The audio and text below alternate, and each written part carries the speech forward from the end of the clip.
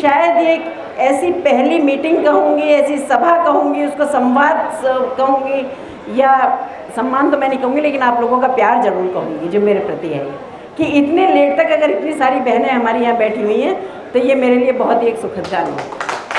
तो मैं इसके लिए सबसे पहले आप सबका बहुत बहुत हृदय से आभार व्यक्त करती हूँ। सारे भाइयों का भी बहुत बहुत हृदय से धन्यवाद देती हूँ कि आप सब लोग यहाँ बेवजह शायद, और आप लोग सब टिके हुए हैं या रुके हुए हैं, तो ये मैं इसको क्या कहूँगी, ये आपका इतना परम स्नेह मेरे प्रति है। मंच पर उपस्थित हमारे बड़े भाई जिनका हमें सानिध्य मिलता रहता है, और अगर राजनीति की बात करूं तो अभी मुझे थोड़ा कुछ सीखने को मिला है काफ़ी, और आज भी हमारे साथ यहाँ बैठे हुए हैं, तो आपसे हमें भी एक संबल प्रदान होता है कि आपका जब हमें साथ मिलता है तो लगता है कि चलो हम किसी अपने बड़े सीनियर लीडर के साथ बैठे हुए हैं, क्योंकि हर दिन कुछ ना कुछ सीखने के लिए होता है। तो ऐसे हमारे भाई ब्रज बहादुर जी, प्रदेश उपाध्यक्ष भाजपा, यहाँ के जिला अध्यक्ष, जो छोटे भाई हैं और बहुत सालों से लगातार मेहनत करके आपके बीच में अपनी जगह एक बना पाए हैं। अब बहुत मेहनती भी हैं, और आवाज़ तो देखी होगी कि क्या बुलंद आवाज़ थी, लेकिन कहीं ना कहीं ये दर्द भी था कि 30% आरक्षण हो रहा है महिलाओं के लिए, तो पुरुष क्या करेंगे। बार बार उनके जवान पे एक बात थी, 30% आरक्षण हो रहा है, 30% हो रहा है, और महिला आयोग मान बैठी हुई हैं। महिला आयोग 30% का नहीं है, महिला आयोग तो महिला आयोग की चेयरमैन है, तो महिला ही बनेगी, पुरुष तो बनेगा नहीं, तो इसमें कोई बात नहीं है। तो इतना दर्द मत छलकाओ, कोई बात नहीं है। यहाँ उपस्थित मेरे अपने नगर से, मेरे अपने ज़िले से, और मेरे बहुत ही प्यारे भाई जो अभी भी नए निर्वाचित जिलाध्यक्ष हुए हैं यहाँ, जो बहुत सालों से बहुत ही संघर्षशील जैसे कहना चाहिए कि एक लीडरशिप के आगे बढ़ाया है उन्होंने, ऐसे राजकुमार गुप्ता जी यहाँ उपस्थित हैं। श्री सतीश दिवाकर जी, महानगर अध्यक्ष फिरोजाबाद। सतीश दिवाकर गए, अच्छा ठीक। विजय प्रताप जी, रघुवर दयाल जी, पूर्व चेयरमैन शिकोहाबाद। मैं आपका नाम कहाँ गए अंकल, गए?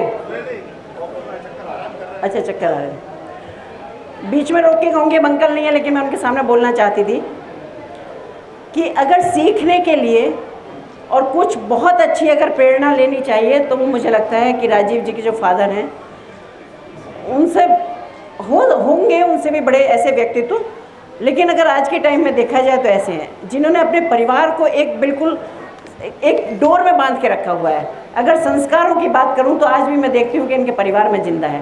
परिवार में अगर अपनत्व की बात देखती हूं या एक सामूहिक परिवार के रूप में अगर मैं देखती हूं तो वह इस परिवार का एग्जाम्पल दिया जा सकता है। तो शायद इसमें अगर कहीं ना कहीं कुछ श्रेय है और कहीं कुछ अच्छे जो एफर्ट्स अपने रहे होंगे, जिन्होंने अपने प्रयास रहे होंगे, तो वो जरूर अंकल के रहे होंगे। तो वो दिल से भी बहुत अच्छे हैं और वाणी से भी बड़े सौम्य हैं, जैसा मैंने देखा है। तो ऐसे अंकल, श्रीमती रानी गुप्ता जी, हमारे नगर की चेयरमैन।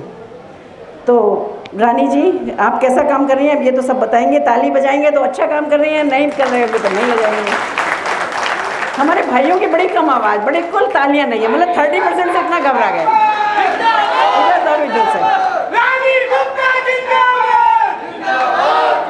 रंजना जी, चेयरमैन सिरसागंज। रजनी गुप्ता जी, चेयरमैन जसराना। श्रीमती ज्योति किरण जी, ब्लॉक प्रमुख एका। जोगेंद्र जी, ब्लॉक प्रमुख मदनपुर। श्रीमती मुन्नी देवी जी, जो बहुत अच्छी हैं और महिला मोर्चा के लिए जिलाध्यक्ष हैं, काफ़ी दिनों से जिलाध्यक्ष हैं, बहुत ही एक अच्छी शैली में काम करती हैं, बहुत मेहनत करती हैं। तो जिसमें मैं कहूँगी कि एक चलाए हुए हैं बहुत अच्छे जोरों के साथ ना महिला मोर्चा को। तो ऐसी हमारी बहन मुन्नी देवी जी। नीता धनगर जी, जो भले ही किसी पद पे ना है या है, लेकिन प्रत्यक्ष और अप्रत्यक्ष दोनों रूप से महिलाओं के लिए हमेशा सक्रिय रहती हैं, ऐसी नीता जी। राकेश संखवार जी, जिनके साथ मुझे भी बहुत रहने का मौका मिला है। वृंदावन लाल जी के साथ भी मुझे बहुत मौका मिला है। श्रीमती ज्योति गुप्ता जी, मंडल अध्यक्ष। विष्णु सक्सेना जी।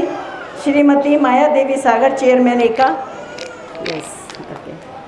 श्रीमती राम कैलाश यादव जी, राष्ट्रीय कार्यकारिणी सदस्य, श्रीमान जी, है ना, कोई बात नहीं, कोई बात नहीं भाई, सब चलता है। हाँ, कभी कभी श्री हो जाता है, कभी ऐसा हो जाता है। और श्री शिवम दीक्षित जो हमारा बिल्कुल नया भाई, हमारा अभी महानगर अध्यक्ष बना है, आई होप कि बहुत अच्छा करोगे सारी चीज़ें। नगर अध्यक्ष देखो, बहनें तो सिर्फ आशीर्वाद ही दे सकती हैं, उनका तो काम ही आशीर्वाद देना है। खैर, यहाँ उपस्थित हमारी सारी बहन और हमारे सारे भाई, एक्चुअली डाइज इतनी लंबी थी ना कि वो ऐसा हो गया थोड़ा लेकिन मंच पर अगर भैया और कोई बहन हमारी भाई रह गए जिनका नाम छूट गया तो मैं तो क्षमा प्रार्थी हूँ, और क्योंकि मेरे पास सिर्फ इतना ही लिस्ट आई है तो इसलिए। लेकिन ऐसा नहीं है, हो सकता है नाम कंफ्यूज हो गए हों या नाम में कोई कंफ्यूजन हो, पर मैं सबसे इतनी परिचित हूँ कि मुझे ऐसा नहीं लगता कि फिरोजाबाद अगर ज़िले की बात करूँ, शिकोहाबाद तो छोड़ ही दीजिए, कि पूरे फिरोजाबाद ज़िले में मुझे ऐसा लगता है कि मैं जैसा मेरे लिए आगरा ज़िला है, शायद उससे भी ज़्यादा मेरे लिए फिरोजाबाद ज़िला मायने रखता है। क्योंकि अगर राजनीतिक रूप से मैं बात करूँ तो जितना समय मैं आप लोगों के साथ रही हूँ, शायद मैं उतना अपने ज़िले में भी नहीं रही हूँ सबके साथ, पर मुझे बहुत अच्छा लगता है। और स्पेशली अगर शिकोहाबाद के करूँ तो जितनी हमारी यहाँ सारी बहनें बैठी हैं, जितने भाई बैठे हैं, मुझे लगता है कि कोई घर शायद ऐसा नहीं होगा जहाँ हम नहीं गए होंगे। और भाई साहब, जैसा भी आपने कहा कि शिकोहाबाद जैसी जगह कि ये सच बता रही हूँ कि माननीय प्रधानमंत्री जी और माननीय मुख्यमंत्री जी का ही एक देन है कि आज शिकोहाबाद, फिरोजाबाद, एटा, इटावा और मैनपुरी ऐसी जगह पे महिलाएं इतनी संख्या में अगर निकल के आ रही हैं, तो इसका श्रेय तो कहीं ना कहीं माननीय प्रधानमंत्री जी और माननीय मुख्यमंत्री जी को जाता है। क्योंकि अगर यहाँ की बात करूँ तो यहाँ तो महिलाएं छोड़ो, पुरुष नहीं निकल सकते थे इस टाइम। 7:30 और 8 बजे तक अगर यहाँ महिलाएं बैठी हैं तो इसका मतलब हम कह सकते हैं कि हमारा कितना सुरक्षित वातावरण है। अभी मैं सबको एक बात बताना चाहूँगी, और इसके लिए भी एक बहुत अच्छी बात यह है, अभी 2 दिन पहले ही प्रधानमंत्री जी का एक सर्वे हुआ उनकी एजेंसी से। भाइयों, मैं आपके लिए भी बता रही हूँ, आप सुनिएगा। उसमें एक जो सर्वे था, भारत बहुत बड़ा देश है, उसमें भी उत्तर प्रदेश उसका सबसे बड़ा राज्य है। उसमें पता है, उत्तर प्रदेश में 25 करोड़ की आबादी है, जिसमें 12.5 करोड़ की बहनों की आबादी है। उसका जब सर्वे आया किस चीज़ का, जिसमें जो हमारे केस होते हैं महिलाओं से संबंधित, उनके निस्तारण का, तो उसमें सुन के आपको आश्चर्य होगा कि पूरे भारतवर्ष में नंबर 1 उत्तर प्रदेश था, जिसका 98.60, यानी कि हम लगभग 99 के लगभग आसपास हमारे यहाँ महिलाओं के जो भी केसेस होते हैं उनका निस्तारण इस लेवल पर होता है। तो ये हमारे लिए भी स्पेशली, क्योंकि मैं आयोग की अध्यक्ष भी हूँ, तो मैं सारी अपनी बहनों की तरफ से माननीय मुख्यमंत्री जी का आभार व्यक्त करना चाहती हूँ, सारे शासन का, सारे प्रशासन का आभार व्यक्त करना चाहती हूँ कि आज उत्तर प्रदेश का वातावरण इतना खूबसूरत है। लेकिन फिर भी मैं ये कहना चाहूँगी, क्योंकि यहाँ बहनें बैठी हैं, बात आपसे बहुत करनी थी, लेकिन बहुत सारी योजनाओं के बारे में, बहुत सारी पार्टी के बारे में हमारे दोनों भाइयों ने बोला भी, जिला अध्यक्ष जी ने भी और हमारे भाई साहब ने भी। लेकिन मैं तो सिर्फ इतना कहना चाहूँगी, क्योंकि लेट भी हो रहे हैं, कभी आपसे बहुत सारी बातें करने भी आऊँगी, कि देखिए, महिला और पुरुष एक गाड़ी के 2 पहिए होते हैं, और जब तक वो बराबर नहीं चलते तब तक गाड़ी का बैलेंस नहीं होता। इसलिए और इस समाज में दोनों की बहुत ही महत्वपूर्ण भूमिका है। अगर 33% आरक्षण अब माननीय प्रधानमंत्री जी के द्वारा हमारा हुआ है, तो हम तो कहेंगे कि हम अभी भी 50% के भागीदारी हैं, क्योंकि हमारी 50% की जनसंख्या है। तो मुझे लगता है कि जब पहिए दोनों बराबर रहेंगे तो गाड़ी बैलेंस रहेगी और अच्छे से चलेगी। क्योंकि जब हम सशक्त भारत की बात करते हैं तो माननीय प्रधानमंत्री जी हर मंच से कहते हैं कि जब तक भारत की नारी सशक्त नहीं होगी, मजबूत नहीं होगी, आत्मनिर्भर नहीं होगी, वो शारीरिक रूप से, मानसिक रूप से, आर्थिक रूप से, तीनों रूपों से जब तक मजबूत नहीं होगी, तब तक भारत सशक्त बनने में बाधा रहेगी। इसी के लिए मैं माननीय प्रधानमंत्री जी का आभार इसलिए भी व्यक्त करना चाहती हूँ, क्योंकि हमारी यहाँ सारी एक पढ़ी लिखी बहनें बैठी हुई हैं। मेरी अभी रानी जी से और इनके दोस्तों से और इनसे बात हो रही थी। आप अपनी पढ़ाई लिखाई का इस्तेमाल थोड़ा सा मोदी जी और योगी जी के साथ, जो उनकी योजनाएं हैं, जो उनके आपके महिलाओं के जो अधिकार हैं, अगर इनकी चर्चा करने में बिताएंगे तो मुझे लगता है कि एक समाज को हम एक अच्छा वातावरण दे पाएंगे। तो मेरा सब बहनों से भी ये अनुरोध है और सब भाइयों से ये अनुरोध है कि अगर कोई भी अच्छी चीज़ है तो हमें बहनों को आगे बढ़ाने में सपोर्ट करना ही चाहिए। अगर शिवम की बात करूं, अगर वो कह रहे हैं कि महानगर में महिलाएं नहीं हैं, तो बताओ 33% चाहिए या 50% चाहिए या 100% चाहिए? अभी हाथ उठवाती हूँ। अभी नहीं, तुम्हें 100% महिलाओं की टीम बनानी है या 33% की बनानी है या 50% की बनानी है? महिला मोर्चा से क्या मतलब है? मेन बॉडी की बता। तुम्हें तो 33% महिलाएं नहीं मिल रही हैं। मैं कह रही हूँ ये 101% महिलाएं ऐसी हैं जो तुमसे अच्छा काम कर सकती हैं, उनमें इतनी सामर्थ्य है। महिलाओं को एक बार काम दे के तो देखो, पता चल जाएगा कि किस उससे काम करेंगे। और इसमें कोई गुरेज नहीं है, हर कोई ना कोई किसी न किसी का उदाहरण बनता है।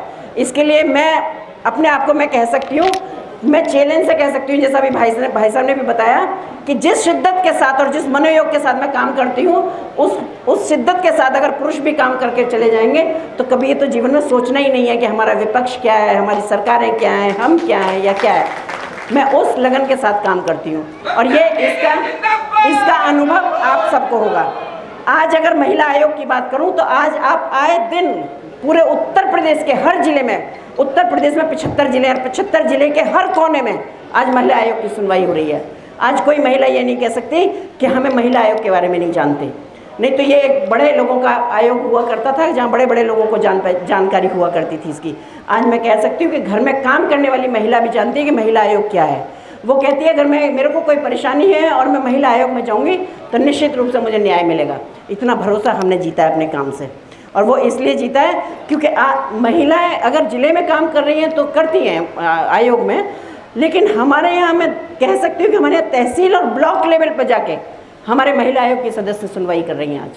तो ये एक जो इतना सुंदर वातावरण है ये है, और शायद ये हमारे लिए भी कंफर्टेबल इसलिए हुआ है क्योंकि यूपी का माहौल महिलाओं के फेवर में इतना है। माननीय प्रधानमंत्री जी, माननीय मुख्यमंत्री जी आज सशक्तिकरण की बात करते हैं, महिलाओं के सशक्तिकरण की बात कर रहे हैं, तो सच बात यह है महिलाएं बहुत सशक्त भी हो रही हैं।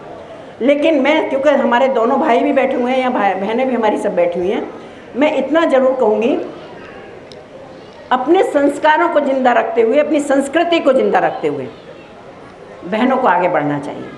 क्योंकि हमारी चीज़ों में हम जब आगे बढ़ते हैं तो बहुत सारी चीज़ें हमसे पीछे छूटती हैं, लेकिन छूटने वाली चीज़ों को हमें छोड़ना नहीं है, हमें पकड़ के रखना है।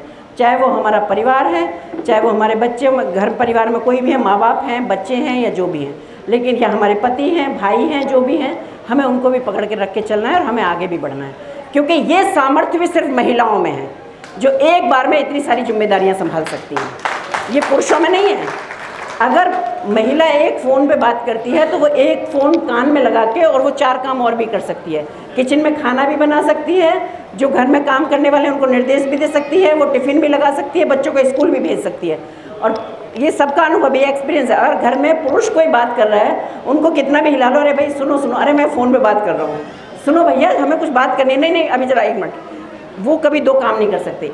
ये ईश्वर ने ये शक्ति भी आप ही लोगों को दी है, इसलिए आप हर चीज़ को संभालते हुए, हर चीज़ को पकड़े हुए आप आगे बढ़ सकती हैं, आपको कोई नहीं रोक सकता। और मैं कहती हूँ कि इस मंच से कह रही हूँ मैं, इससे खूबसूरत मौका बहनों के लिए कभी नहीं आने वाला। जितना सुरक्षित वातावरण है, अगर योजनाओं की बात करूं तो माननीय प्रधानमंत्री जी की, माननीय मुख्यमंत्री जी की, प्रदेश और केंद्र की दोनों इतनी अच्छी योजनाएं हैं कि अगर हम योजनाओं को अच्छे से लाभ महिलाओं को दिला पाए तो मुझे लगता है किसी महिला के बारे में हम ये नहीं कह सकते कि जो आत्मनिर्भर, आत्मसम्मान के साथ आत्मनिर्भर बनेगी।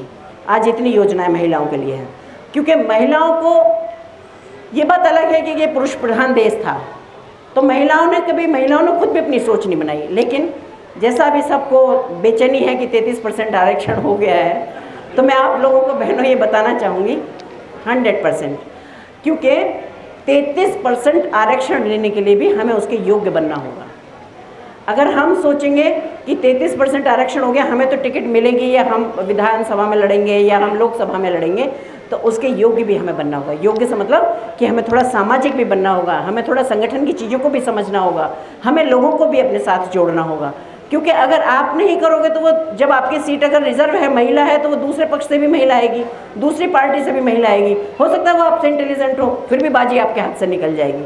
तो इसलिए सारी चीज़ों को समझते हुए, पहले घरों में कोई टीवी महिला नहीं देखती, टीवी मतलब कि न्यूज़ नहीं देखती थी। आज जब से माननीय प्रधानमंत्री जी ने शपथ ली है और माननीय मुख्यमंत्री जी उत्तर प्रदेश में काम कर रहे हैं, तब से आजकल हर महिला के घर में टीवी चलता है और हर महिला न्यूज़ सुनती है। सुनती है कि नहीं सुनती हैं? आप सुनती हैं ना न्यूज़? तो नहीं, क्यों कम सुन रहे हो क्या? न्यूज़ सुनते हो कि नहीं सुनते हो ना? क्योंकि उसमें हर दिन इतनी इंटरेस्टिंग बातें होती हैं, तो हर कोई सुनना चाहता है कि आज मुख्यमंत्री जी ने क्या कहा, आज माननीय प्रधानमंत्री जी ने क्या कहा। तो मेरा आप सबसे अनुरोध है कि आप उनको सुनिएगा और उनको फॉलो भी कीजिएगा, और एक अच्छी तरह से अपने हम जितना भी बहनों को लाभ दिला सकते हैं, हम जितना फील्ड में काम कर सकते हैं, सब भाई भी हमारा सब सपोर्ट ही करते हैं, ऐसा नहीं है। बहनों को बढ़ाने में बहुत मुख्य भूमिका है इनकी भी। सब आगे बढ़ते रहिए। और क्योंकि टाइम हो रहा है, मैं अपनी बात को विराम देती हूँ, लेकिन एक बात ज़रूर कहूँगी, चाहे भाइयों से या बहनों से। देखिए, मैं महिला आयोग की अध्यक्ष हूँ, वो बात अलग है, लेकिन मैं इतना ज़रूर कहती हूँ कि महिला आयोग के दरवाजे हर किसी के लिए 24 घंटे खुले हुए हैं, और कभी भी किसी को भी कोई भी कहीं मेरी ज़रूरत है, आपके मिलने वालों को कहीं भी कुछ ऐसा लगता है, आप कभी भी हमें फ़ोन कर सकते हैं और कभी भी हम आपको सेवाएं दे सकते हैं। तो इसके लिए यहाँ आप सब लोग आए, सम्मान तो नहीं कहूँगी, लेकिन आप मुझे बहुत प्यार मुझे मिला आप सबका, क्योंकि सम्मान तो बड़े लोगों का होता है, भाई साहब जैसे लोगों का होता है और किसी का होता है। मैं तो आप ही के लोगों के बीच की हूँ और आप ही की बहन हूँ, आप ही की सब बेटी हूँ। तो मुझे बहुत अच्छा लगा यहाँ आके, क्योंकि रानी जी के और राजीव भाई के फ़ोन आ रहे थे कि बहन जी अब 1 साल हो जाएगा तभी आओगी क्या, आ जाओ। तो मेरी राष्ट्रीय अध्यक्ष आई हुई थी, तो 2 दिन से मैं आगरा में थी, कल फिरोज़ाबाद थी, तो मैंने सोचा, मैंने कहा आज मैं आपके लिए आई रही हूँ आज मैं, और मेरा बहुत मन था आप सब लोगों से मिलने का। तो इसलिए आप सब लोगों ने इतना टाइम दिया, आप सब लोग यहाँ रहे, मैं आप सबका हृदय से आभार व्यक्त करती हूँ और आप सबका बहुत बहुत धन्यवाद। मुझे लगता है